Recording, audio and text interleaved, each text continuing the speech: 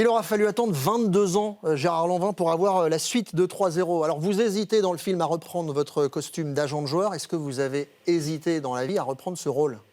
Non, non, quand c'est une suite intelligente, on peut se proposer de la faire, surtout avec Fabien que je connais par cœur, donc je savais qu'il allait investir le système et faire ce film, un film générationnel, parce que c'est vrai que les nouveaux agents aujourd'hui et agentes sont d'un tempérament totalement différent que ceux que je jouais dans 3-0.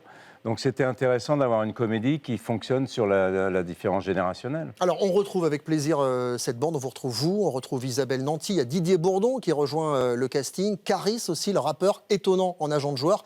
Stomy Bugsy. Stomy Bugsy, Ouais. effectivement. Et puis il y a vous, Shaim, qui rejoignez ce casting 5 étoiles. J'ai envie de vous poser la question, alors qu'est-ce que ça fait? Bravo. Casting 10 étoiles même, c'est impressionnant. En même temps, c'est motivant. J'ai été sur beaucoup de scènes avec Gérard, qui a été d'une bienveillance, d'un soutien inégalable. De me retrouver avec lui, forcément, ça a été pas évident au départ parce que c'est mon premier long métrage. Une forme de pression? Pas qu'une forme, une pression tout court. Et puis l'admiration, et puis tout ça. Mais effectivement, on est aussi là pour faire le job et le faire bien. J'avais pas envie de le décevoir, j'avais pas envie de décevoir notre réal Fabien.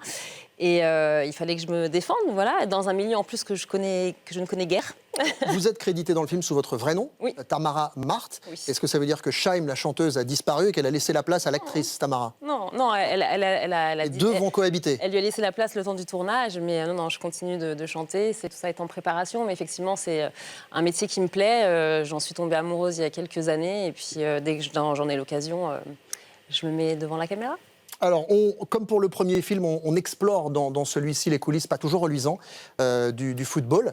Le football business dans le premier film, là, on est aussi à l'ère des réseaux sociaux. Il vous dit à un moment, Caris, le football, il a changé, Monsieur Colonna. Le problème, c'est que vous, dans le film, vous n'avez pas changé et vous n'avez pas l'intention de changer. Et c'est cette confrontation de deux mondes, finalement, qui fait tout le sel du film aussi. Voilà, et c'est ce qui a fait que j'ai dit oui, parce que l'idée était intéressante, amusante, mais aussi, elle est réelle, cette idée. Donc, revenir dans les affaires, dans un monde qui a complètement changé de mentalité, c'était un objet de comédie, oui.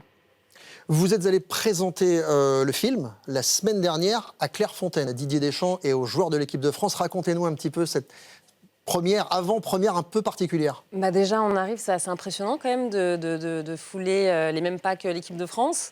On a vu le château avec l'arrivée des joueurs, etc.